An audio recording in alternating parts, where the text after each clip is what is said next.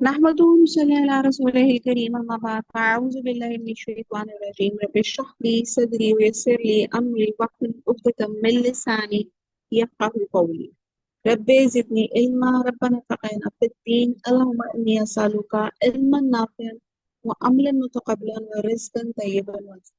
अस्सलामु अलैकुम व रहमतुल्लाहि व बरकातहू।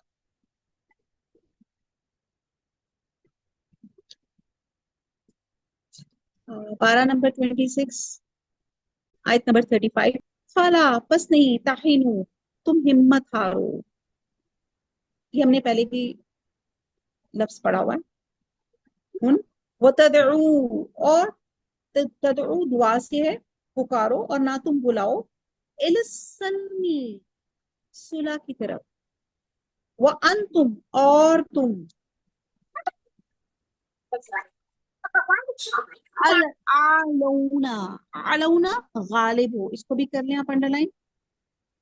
वल्लाहु, और अल्लाह ताला, माआकुम, तुम्हारे साथ, वलन, और हरगिज नहीं, यतिराकुम, यतिराकुम, इसको भी आप कर लें, कुम से है, यतिर के वो हरगिज कमी नहीं करेगा, आमालकुम, तुम्हारे आमाल की। आयत नंबर 35। तो तुम हिम्मत ना हारो और दुश्मनों को सुलह की तरफ ना बुलाओ, तुम ना, और तुम तो गालिब हो, अल्लाह तुम्हारे साथ है और हरगिज तुम्हारे अमाल को कम नहीं करेगा। ये एक खुशखबरी है हमारी तरफ कि तुम सुलह की दरख्वास्त ना करो। अब यहाँ पे बात की जा रही है कि जब तुम दुश्मनों से भिड़ जाओ तो फिर ये कहना सुस्ती का मुजाहरा ना करो। यहाँ पे जो एक लफ्ज एक मैंने आपको बताया ताहिनु, कि आपने सुस्ती का मुजाहरा नहीं करना, सर धड़ की बाजी लगा दो, और ना ही काफिरों से सुलह समझौते की दरख्वास्त करनी है जिससे तुम्हारी कमजोरी उन पर आया हो जाए और वो तुम्हें मजीद स्नब करते जाएं। वाज़ेह है कि ये आयत उस वक्त नाज़िल हुई जब मदीने की रियासत नई नई वजूद में आई थी। 100 के लगभग महाजर और कुछ अंसार थे। इनके जंगी जवानों की तादाद 1000 तक भी बमुश्किल पहुंची थी। समाने जंगी फरावानी तो दरकनार, इनके इकोनॉमी, इनकी उनकी जो माशी हालत भी थी वो भी अच्छी नहीं थी। दूसरी तरफ सिर्फ कुरैश मक्का ही नहीं, सारा अरब ही मुसलमानों की मुखालफत पे उतर आया था और इस रियासत को और मुसलमानों को सफा हस्ती से नीसो नाबूद करना चाहता था। इन हालात में हदायत दी गई कि मैदान जंग में ना अपनी कमजोरी दिखाओ, ना अपने आप को कमजोर समझते हुए दुश्मनों से सुलह की दरख्वास्त करो। हाँ, अगर दुश्मन से अपनी ताकत का लोहा मनवा लो तो वो खुद मुसलमानों से सुलह की दरख्वास्त करेंगे, तो इसी सूरत में आप इनको सुलह की दरख्वास्त को कबूल कर लीजिए। और जैसे सूरह अनफाल की आयत नंबर 61 में भी है। और हमने अभी अभी जो हमारे इस वक्त जंग के खदशे थे और जब जंग के बादल हमारे सर पे मंडला रहे थे अभी पाकिस्तान में, मई में अभी जो अभी रिसेंटली हुआ है, तो उसमें भी देखें कि मुसलमानों ने, फौजियों ने एक अपनी करेज दिखाई, उनके सामने डटकर खड़े हो गए बजाय उनको रिक्वेस्ट करने के, कि खुद ही दुश्मन जो थे मुसलमानों के उस रोग से, उनकी खुलूस नीयत पे वो भाग गए। और कहा जाता है अगर तुम सुस्ती ना दिखाओ और इस्तकलाल से जिहाद करो तो यकीनन अल्लाह ताला कहते हैं, खुशखबरी देते हैं, तो गालिब रहोगे और इस सूरत में अल्लाह आपकी मदद करेगा। तुमने जिहाद के सिलसिले में जो खर्च किया होगा, ये जो मेहनत की होगी, जो मुशक्कत उठाएगी, अल्लाह ताला कहते हैं कि मैं तुम्हें पूरा पूरा अजर दूंगा। और ये जो फरमाया कि तुम जो गालिब रहोगे, इसका मतलब ये नहीं है कि तुम हर जंग में और हर हाल में गालिब रहोगे। जैसे कि मुसलमानों को जंगे ओहद में और जंगे हुनैन में इनकी अपनी ही गलती की वजह से टेम्पररी तौर पे शिकस्त हुई थी, बल्कि इसका मतलब है कि भला आखिर इवेंचुअली तुम गालिब रहोगे। चुनाचे अल्लाह ताला ने मुसलमानों से अपना वादा पूरा किया और आप सल्लल्लाहु अलैहि वसल्लम की जिंदगी में सारे अरब ही में कुफर और शिरक का जोर खत्म हो गया और मुसलमान और इस्लाम गालिब हो गए। और बाद स्कॉलर्स कहते हैं कि गलबे से मुराद जरूरी नहीं कि सियासी गलबा हो, इल्मी गलबा भी लिया जा सकता है। और मुसलमान अल्लाह के फजल से आज तक दलील और हुज्जत के मैदान में किसी दूसरे मजहब वालों से मगलूब नहीं हुए। अल्लाह ताला हमारे मुसलमानों को हर तरह से अल्लाह ताला गालिब रखे। और ये अल्लाह ताला ने इस आयत में हम मुसलमानों को खुशखबरी भी दे दी कि अगर तुम हिम्मत नहीं हारोगे, डटे रहोगे, تو اللہ تعالیٰ تمہارے اعمال میں کمی نہیں کرے گا. نیکسٹ آیت ہے آیت نمبر 36. انما سوائے اس کے نہیں کہ الحیات الدنیا دنیا کی جو زندگی ہے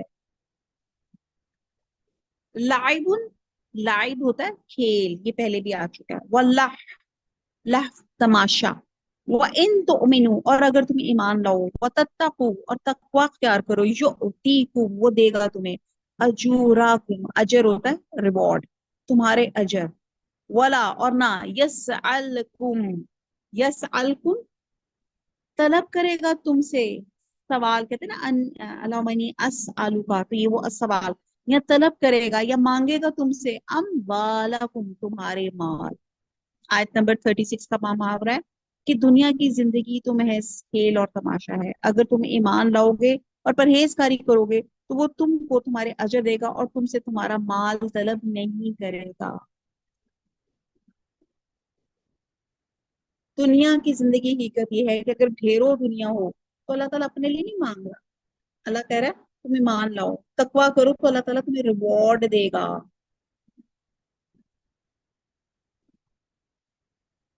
یعنی کہ دنیا بس دل فریبیوں کا مجموعہ ہے جس میں انسان زیادہ سے زیادہ مال اور دولت اکٹھی کرنے کی ہوس میں لگا رہتا ہے اور مرتے دم تک سب کچھ یہیں چھوڑ کے جاتا ہے. سوچیں تو صحیح یہ دنیا جس کو ہم کہتے ہیں کہ جو کھیل تماشا ہے یہ کھانا پینا ہے بس یہی ہے. جیسے ہم نے پیچھے بالکل اسی سورت کے شروع میں ہم نے سورہ محمد کے ہم نے پڑھا تھا کہ دو کریکٹرز بیان کیے گئے تھے تو ہم نے اسی کے ساتھ دیکھنا ہے کہ ہم کیا وہ کریکٹر ہیں کہ جو صرف دنیا میں مال جمع کرنے آیا ہے اور عیش کرنے آیا ہے اور قرآن اور سنت سے منہ موڑنے والا ہے. ہمیں آخرت کی کمائی کی فکر ہونی چاہیے جو دائمی اور پائیدار ہے اور اس مقصد کے حصول کے لیے اللہ تم سے تمہارے مالوں کا مطالبہ نہیں کر رہا. وہ تو خود غنی ہے وہ تو ساری مخلوق میں خرچ کرتا ہے. اللہ تعالیٰ کو ہمارے مال سے کیا غرض ہے؟ اگر ہم تھوڑا سا مال جہاد کے لیے خرچ کرتے ہیں تو اللہ تعالیٰ فرماتے ہیں اس سے تمہارا اپنا فائدہ ہے. چنانچہ مسلمانوں کو تھوڑے ہی دن اپنی گرہ سے پیسے خرچ کرنا پڑا اللہ تعالیٰ نے کئی ملک فتح کرا دیے. جتنا مسلمانوں نے خرچ کیا اسے 100 زیادہ اموال غنیمت کی صورت میں مسلمانوں کے ہاتھ لگا اور اموال غنیمت نے مسلمانوں کی معاشی تنگدستی کو آسودگی میں تبدیل کر دیا. چنانچہ فتح خیبر کے بعد مہاجرین نے انصار کو کھجوروں کے وہ درخت واپس کر دیے جو انہوں نے مدینہ آنے پہ شراکت کے طور پہ انصار سے لیے تھے. پھر اس کے بعد مسلمانوں کی معاشی آسودگی جو ہے وہ الحمدللہ بڑھتی چلی گئی.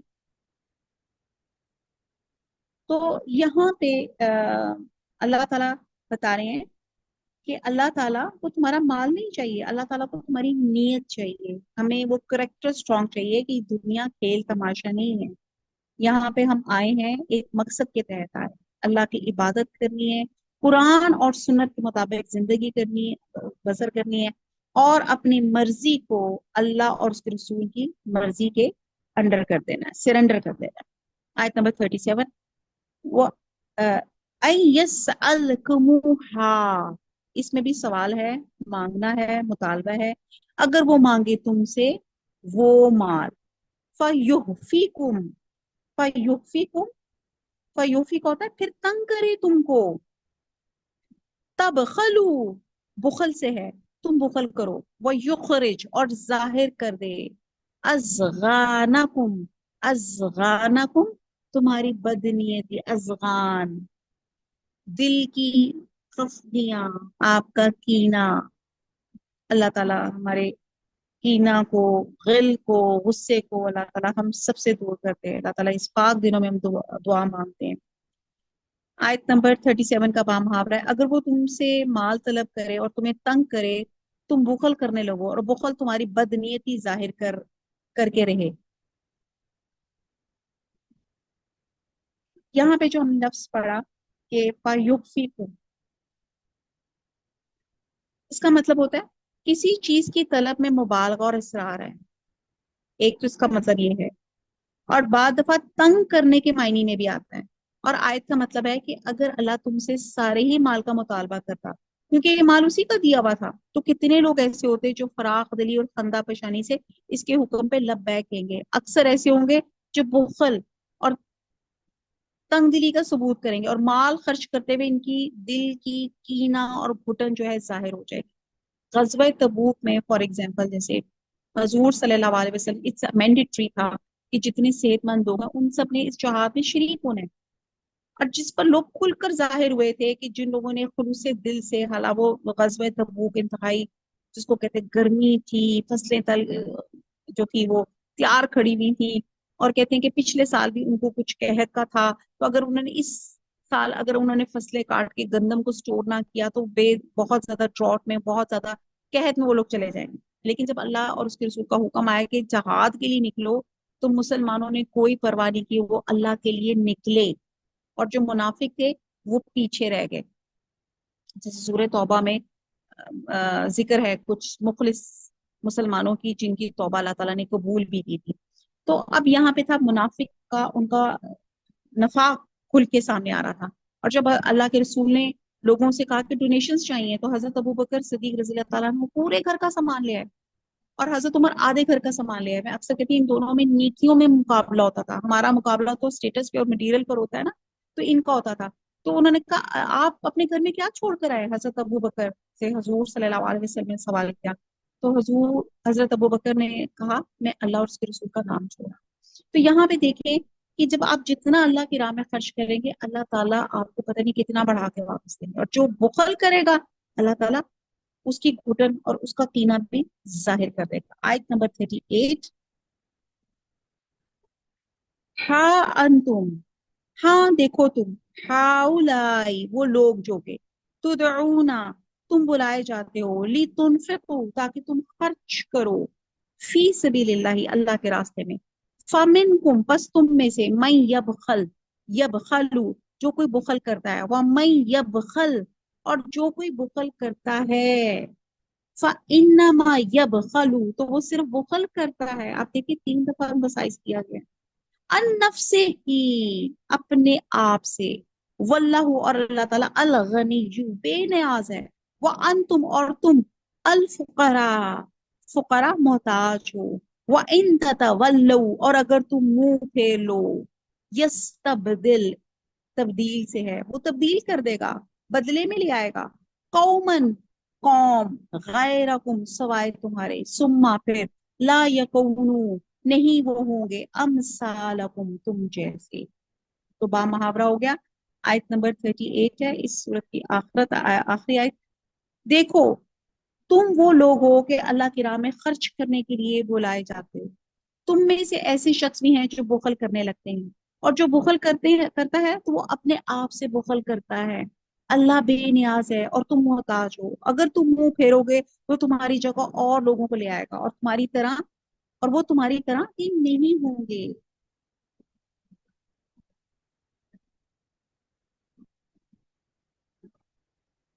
اور یہاں دوسروں سے مراد یہاں پہ آپ بریکٹ میں لکھ لیں، اہل فارس کو کہا گیا ہے.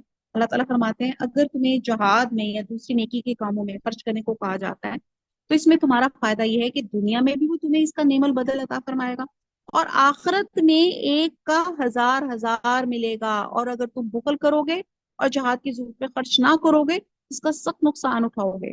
کافروں کے سامنے تمہیں ذلیل اور رسوا ہونا پڑے گا، اور اللہ کے نافرمان علیحدہ بنو گے. اللہ کو تمہارے پیسے کی ضرورت نہیں ہے، تو بے نیاز ہے، محتاج ہے. محتاج تو ہم ہیں. اللہ تعالیٰ کہتے ہیں کہ تمام جن اور انس کھڑے ہو کے مجھ سے مانگے، میں ہر ایک کو نوازوں گا. اور اللہ کے خزانے میں اتنی کمی نہیں آئے گی جتنا ایک سمندر سے انگلی نکالنے پہ سمندر میں آتی ہے.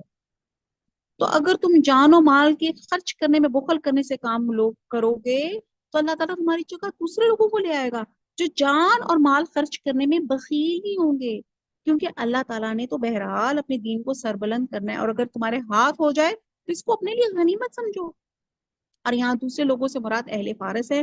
چنانچہ سیدنا ابو ہریرہ رضی اللہ عنہ فرماتے ہیں کہ میں نے عرض کیا یا رسول اللہ یہ کون لوگ ہیں؟ تو آپ نے کچھ جواب نہیں دیا. میں نے 3 بار یہی سوال کیا. اس وقت ہم لوگوں میں سلمان فارسی بیٹھے ہوئے تھے، تو آپ صلی اللہ علیہ وسلم نے اپنا ہاتھ ان پر رکھ کر فرمایا اگر ایمان سریا پر ہو تو تب بھی ان لوگوں میں سے کئی وہاں تک پہنچ جاتے۔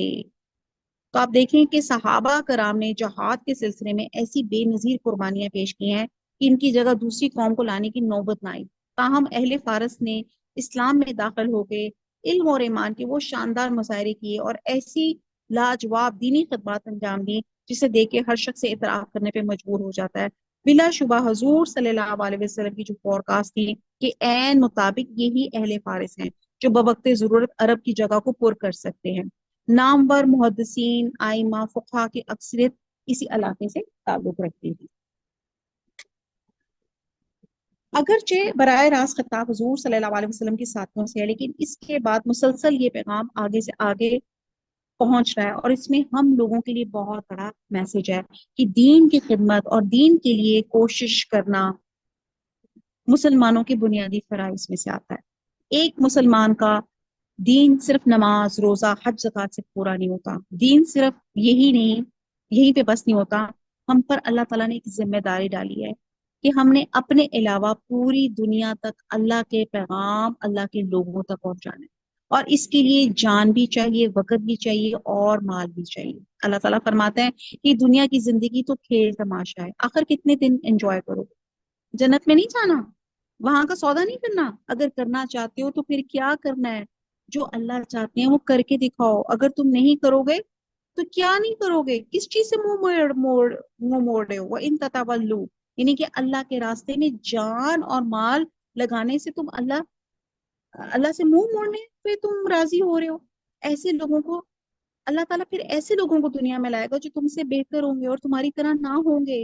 یعنی کہ جو بھی مسلمان اس کو پڑھے، اسے اپنے اوپر، یعنی مثلاً میں اگر اپنے اوپر لوں اور اپنے اوپر میں یہ لوں کہ جو میں قرآن پڑھ رہی ہوں اس کو اپنے اوپر، کہ اگر مسلمانوں نے دین کی خدمت میں، دین کی اشاعت میں، دین کی حفاظت کا کام نہیں کیا تو اللہ تعالیٰ دوسرے قوموں کو ایمان لانے کی توفیق دے گا، وہ مسلمان ہوں گی اور پھر اپنے دین کا تسلسل باقی رکھے گا جب تک وہ چاہے گا۔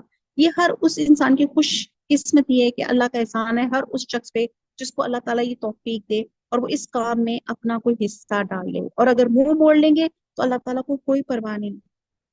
ہم محتاج ہیں، اللہ بے نیاز ہے، وہ تو اللہ تعالیٰ کن کہتے ہیں تو فیکون وہ ہو جاتا ہے، اور اللہ تعالیٰ اپنے اس دین کو انشاءاللہ غالب ہی رکھے گا۔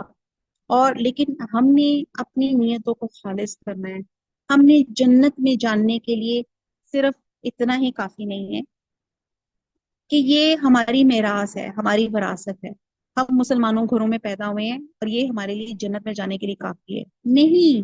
دنیا میں مسلمان کے لیے ذاتی عبادات کے علاوہ دوسروں کی فکر کرنا اتنا ہی ضروری ہے جتنی اپنی ذات کی عبادت کی فکر کرنا ہے۔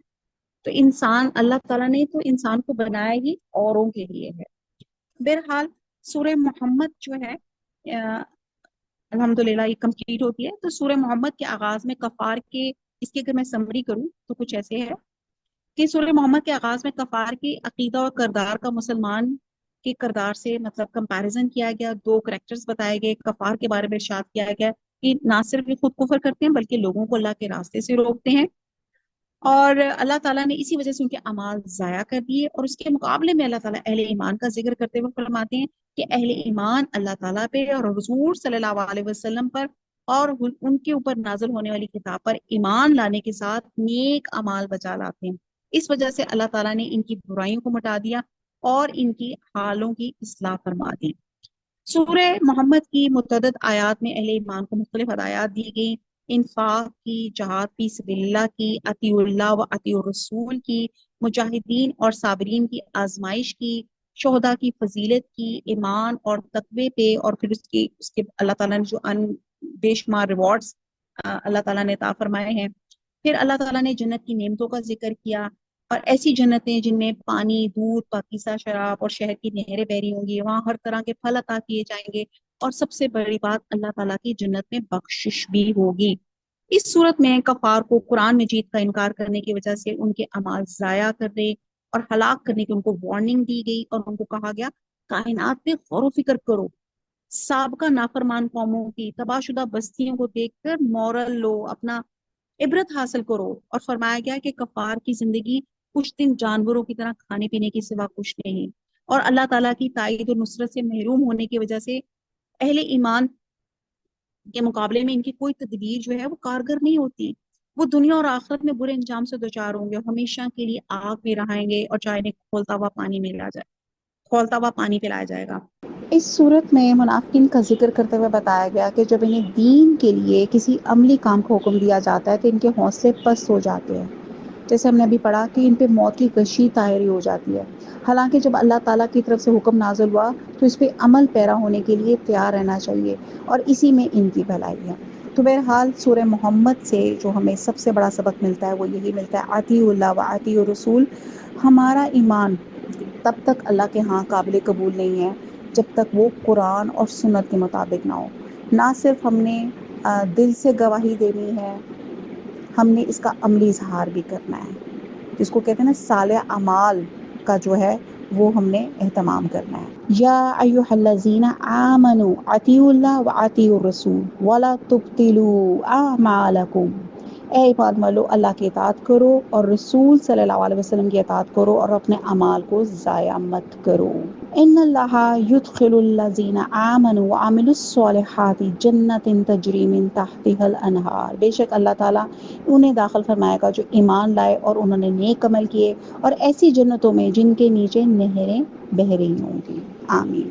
وما علینا الا البلاغ. سبحانک اللہم وبحمدک نشہد لا الہ الا انت نستغفرک ونتوب الیک. والسلام علیکم ورحمۃ اللہ وبرکاتہ.